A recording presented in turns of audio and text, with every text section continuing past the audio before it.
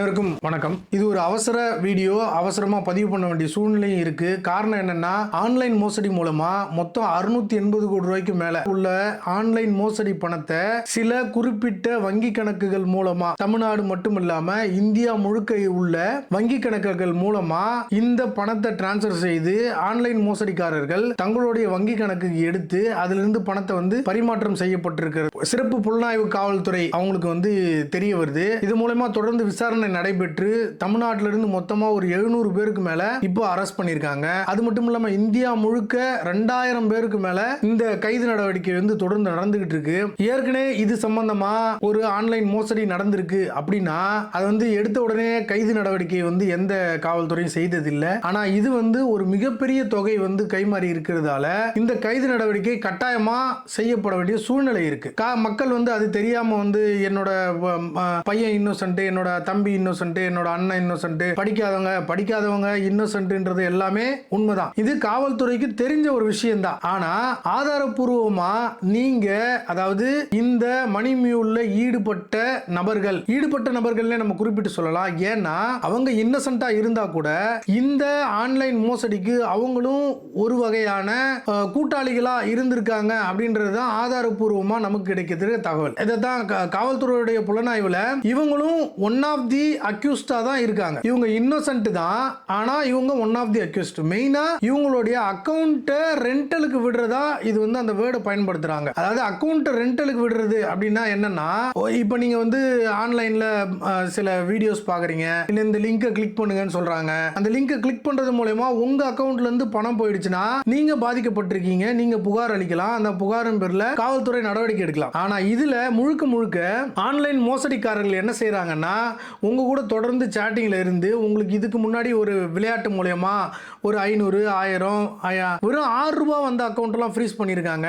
6 ரூபாய் வந்திருக்கு, ஒரு 1500 வந்திருக்கு, ஒரு 5000 வந்திருக்கு, ஒரு 10,000 வந்திருக்கு அப்படின்னு வச்சுக்கோங்களேன். இது ஆன்லைன் ரம்மி விளையாட்டு மூலமா தான் அதிகமா இந்த பணம் புழக்கத்துல வந்திருக்கிறதா சொல்லப்படுது. சார் இப்படி நீங்க ஆன்லைன்ல ரம்மி ஆகட்டும், இல்ல பிற விளையாட்டுகள் ஆகட்டும், இல்ல பிற ஆப் மூலமா நீங்க ஏதோ ஒரு வகையில அந்த ஆப்பை தொடர்பு கொள்ளும் பொழுது அவங்க உங்களை தொடர்பு கொண்டு உங்க வங்கி கணக்குல ஒரு 2 லட்சமோ 3 லட்சமோ 5 லட்சம் 10 லட்சம் நாங்க வர வைக்கிறோம், அதுக்கு உங்களுக்கு இவ்வளவு ரூபாய் கமிஷனும் கொடுத்துறோம், நீங்க ஆனா வந்த உடனே உங்க வங்கி கணக்குல இருந்து இந்த வங்கி கணக்குக்கு நீங்க இப்போ 1 லட்சம் ரூபாய் அனுப்புறாங்கன்னா 10,000 ரூபாய் நீங்க கமிஷன் எடுத்துக்கோங்க, மீதி உள்ள 90,000 நான் சொல்ற வங்கி கணக்கு நீங்க உடனடியா டிரான்ஸ்ஃபர் பண்ணிட்டா உங்களுக்கு 10,000 ரூபாய் கமிஷன் கொடுக்கப்படும் அப்படின்னு சொன்னா, இதுக்கு முன்னாடி அவன் ஒரு 500 ரூபாயோ 1000 ரூபாயோ ஒரு 50 ரூபாயோ உங்களுக்கு அந்த தொகையை கண்ணில் காட்டியிருப்பான். இப்போ கஷ்டப்படுற மக்களோ இல்ல பணம் தேவைப்படுற மக்களோ ஒரு 500, 1000 கிடைக்கும் பொழுது பெரிய தொகை நமக்கு கிடைக்குது அப்படின்ற ஒரு நம்பிக்கையில இது என்ன ஏது, இது ஆன்லைன் மோசடிக்காரர்களோட பணம், இது ஃப்ராட் பண்ணி சம்பாரிச்ச பணம், இது மத்தவங்களுடைய திருட்டு பணம் அப்படின்றது கூட தெரியாம சில பேருக்கு அப்படியே தெரிஞ்சிருந்தா கூட நமக்கு என்ன கணக்கு கமிஷன் வந்தா போதும் அப்படின்னு நினைச்சு தங்களுடைய வங்கி கணக்குக்கு டீடைலா அவங்க கொடுக்குறாங்க. அந்த வங்கி கணக்குல ஆன்லைன் மோசடிக்காரர்கள் கொடுத்ததுக்கு அப்புறம் அவங்க பணத்தை போட்டதுக்கு அப்புறம் அந்த பணத்தை அவங்க சொல்ற வங்கி கணக்கு நீங்க மாட்டினதுக்கு அப்புறம் கண்டிப்பா உங்களுக்கு அந்த பணத்தை கொடுத்துருக்காங்க. அப்பதான் நீங்களும் ஒன் ஆஃப் த அக்யூஸ்ட் ஆக முடியும். இது என்னன்னா,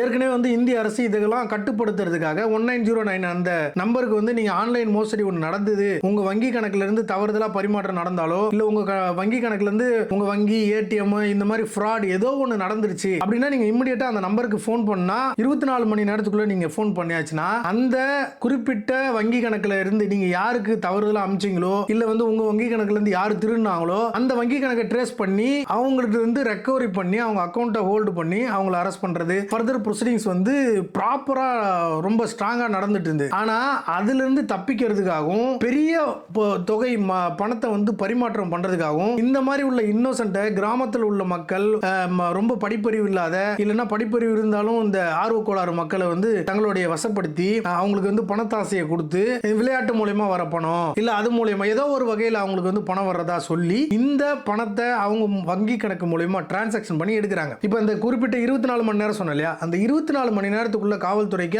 அந்த நம்பருக்கு நீங்க போன் பண்ணி சொல்லி தகவலை சொல்லிட்டா அவங்க என்ன பண்றாங்கன்னா, ஏற்கனவே நடந்த ஆன்லைன் டிரான்சாக்சன்ல 1 by 1 இந்த அக்கவுண்ட்ல இருந்து ஆன்லைன் ஃப்ராடு அந்த மோசடிக்காரர்கள் தங்களுடைய வங்கி கணக்குல இருந்து இன்னொரு வங்கி கணக்கு ஒரு 10-20 வங்கி கணக்கு மாத்தி அதை எடுத்துக்கிட்டு இருந்தாங்க. அவங்களே அந்த 10-20 வங்கி கணக்கை இது பண்ணிட்டு இருந்ததால அவங்கள ஈஸியா பிடிக்க முடிஞ்சது. ஆனா இப்போ என்ன பண்ணிட்டாங்க, இந்த மாதிரி இன்னசென்ட் பீப்புள்ஸ் ஆன்லைன்ல அதிகமா விளையாடுறவங்க அவங்களோட அக்கவுண்ட் எல்லாம் ட்ரேஸ் பண்ணி அவங்களையும் இந்த வலைக்குள்ள சிக்க வச்சு இதுல யார் இன்னசென்ட் பீப்புள் யார் ஃப்ராட் பீப்புள்னு தெரியாத அளவுக்கு ஒரு சிலந்தி வலைப்பின்னலை உருவாக்கி வச்சிருக்காங்க. இந்த வலைப்பின்னல் மூலமா அவங்க தங்களுடைய மணியை கொஞ்சம் கொஞ்சமா டிரான்சாக்ஷன் பண்ணி ஒவ்வொருத்தருக்கும் ஒவ்வொரு லட்சம் ரூபாய் 5 லட்சம் 10 லட்சம் டிரான்சாக்ஷனை போட்டு அதை கடைசியா ஒரு மியூல் வங்கி அவங்க வச்சிருக்கிற ஒரு 10-20 மியூல் வங்கிக்கு மாத்தி வங்கி கணக்கு மாத்தி அதுல இருந்து அவங்க எடுத்துட்டு ஓடி போயிடறான். இந்த செயினை நீங்க கண்டுபிடிச்சு போறதுக்குள்ள அவன் யாரு எங்க இருக்கான் அப்படின்றத காவல்துறையால சிறப்பு புலனாய்வுத்துறையால நெருங்க முடியாத ஒரு சூழ்நிலை உருவாயிடுது. அப்படியே நெருங்கி போனா கூட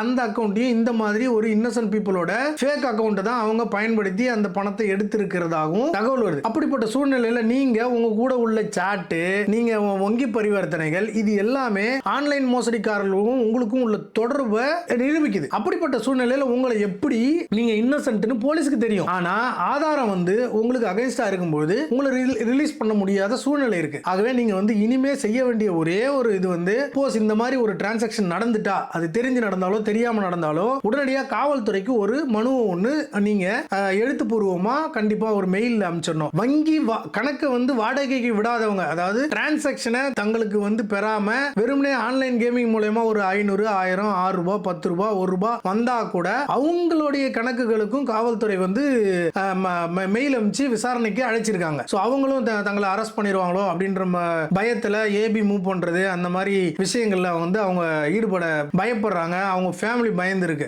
அந்த மாதிரி உள்ளவங்க உடனடியா உங்களுக்கு எங்க இருந்து மெயில் வந்துச்சோ எங்க இருந்து தகவல் வந்துச்சோ அவங்களை தொடர்பு கொண்டு இந்த மாதிரி நான் ஆன்லைன் மூலமா விளையாடினேன் எனக்கு ஒரு 500 ரூபாய் வந்தது 1000 ரூபாய் வந்தது அது மட்டும் தானே தவிர்த்து வேற எதுவும் வரலன்னு நீங்க ஒரு கிளாரிபிகேஷன் அவங்களுக்கு நீங்க அனுப்பிச்சிட்டா போதும். ஒருவேளை அந்த வழக்கு தீவிரமா இருக்கும் பட்சத்தில் உங்களை அழைக்கணும்னா அவங்க அழைச்சு விசாரணை செய்வாங்க. அதர்வைஸ் உங்களை இதுல இருந்து விடுவிச்சிருவாங்க. ஆனா கண்டிப்பா நீங்க வங்கி கணக்கை வாடகை விட்டிருந்தால் அதாவது உங்க வங்கி கணக்கு அவங்களுக்கு கொடுத்து அது மூலமா டிரான்சாக்ஷன் நடந்து இருந்தால் உங்களை வெளியில வர்றதுக்கான சாத்தியங்கள் குறைவு. ஆனா நீங்க என்னதான் இன்னசென்ட்டா இருந்தாலும் திருப்பி நீங்க ப்ரூஃப் பண்ணியிருந்தாலும் கண்டிப்பா ரிமாண்ட்ன்றது நடக்கத்தான் செய்யுது. அதனால உங்களோட கிளாரிபிகேஷனை முன்னாடியே தெரிவிச்சிருங்க. எனக்கு வந்துருவாங்களோ இல்ல தெரிஞ்சா என்ன ஆயிடுமோ அப்படின்னு நினைக்காம இன்னும் இருக்கிற நபர்கள் கூட நீங்க தெரிவிக்கிறது காவல்துறைக்கு தகவல் தெரிவிச்சு எழுத்துப்பூர்வமா மனு கொடுக்கிறது நல்லது. இனிமே நடக்காம இருக்கிறதுக்கு அது ஒண்ணுதான் வழி. இதுக்கு முன்னாடி உங்களுக்கு கிளாரிபிகேஷனுக்கோ இல்ல என்கொயரிக்கோ கூப்பிட்டு இருந்தாங்கன்னா நீங்க ப்ராப்பர் ரெக்கார்டோட ஒரு மனுவை அவங்களுக்கு சப்மிட் பண்ணிடுங்க. இது காமனா அரெஸ்ட்ன்றது கிடையாது. ஆனா வங்கி கணக்கை வாடகைக்கு விட்டு இருந்தா நிச்சயமா கைது பண்றாங்க. அது கடுமையான நடவடிக்கை எடுக்கணும், முக்கியமான குற்றவாளிகளை கண்டுபிடிக்கணும் அப்படின்ற ஒரு காரணத்துக்காக தானே தவிர்த்து நீங்க தான் குற்றவாளியா இல்லையான்றது காவல்துறைக்கு எப்படி தெரியும்? ஏன்னா உங்க வங்கி கணக்குல பரிவர்த்தனை பெரிய அளவுல வந்திருக்கும் பட்சத்துல நீங்க குற்றவாளியா இல்லையான்னு தெரியாது. ஃபர்தர் இன்வெஸ்டிகேஷன்ல நீங்க இல்லன்னும் போது அது எம்எஃப்ல கொண்டு உங்களை ரிலீஸ் பண்றதுக்கான சான்சஸ் இருக்கும். ஆனா நீங்க முன்னாடியே நீங்க கிளாரிபிகேஷன் கொடுத்துறது மிக மிக ஒரு முக்கியமான விஷயமா படுது. அதனால இந்த வீடியோ தவறாம பாருங்க. இந்த மாதிரி உங்க நண்பர்கள் யாராவது பாதிக்கப்பட்டிருந்தா அவங்களுக்கு இதை அனுப்புங்க. உடனடியாக கிளாரிபிகேஷன் கொடுத்துருங்க. இதுல இருந்து அழைப்பு உங்களுக்கு விசாரணை வருது, விசாரணை வந்தா நம்ம போவோம் தவிர்த்துடலாம் நினைச்சீங்கன்னா நாளைக்கு உங்க வீட்டுக்கு வருவாங்க காவல்துறை. அதனால உடனடியா ஒரு மெசேஜோ மெயிலோ வந்துச்சுன்னா அதே மெயிலுக்கு ரிப்ளைல ப்ராப்பரா ஒரு லெட்டர் எழுதி இந்த மாதிரி இந்த அக்கௌண்ட் இந்த இதுல இருந்து எனக்கு இவ்வளவு அமௌண்ட் வந்துச்சு, நான் வங்கி கணக்கு எதுக்கும் வாடகையே விடல, எனக்கு ஆன்லைன் கேமிங் மூலமா இவ்வளவு வந்துச்சு, இந்த கேம் இந்த ஆப் இந்த அக்கௌண்ட்ல இவ்வளவு டேட்டுக்கு எனக்கு இவ்வளவு அமௌண்ட் வந்துச்சுன்றத வேற எதுவும் எனக்கு வரலன்றத ப்ராப்பரா நீங்க லெட்டர் எழுதி நீங்க சப்மிட் பண்ணிட்டாலே போதும். இல்ல அவங்க அழைக்கிறாங்க அப்படின்னாச்சுன்னா கண்டிப்பா அப்பியர் ஆகி கிளாரிபிகேஷன் கொடுத்துருங்க, அதோட முடிஞ்சிடும். ஆனா நீங்க தவிர்த்தீங்கன்னா கண்டிப்பா அடுத்த நடவடிக்கை காவல்துறை போகும்.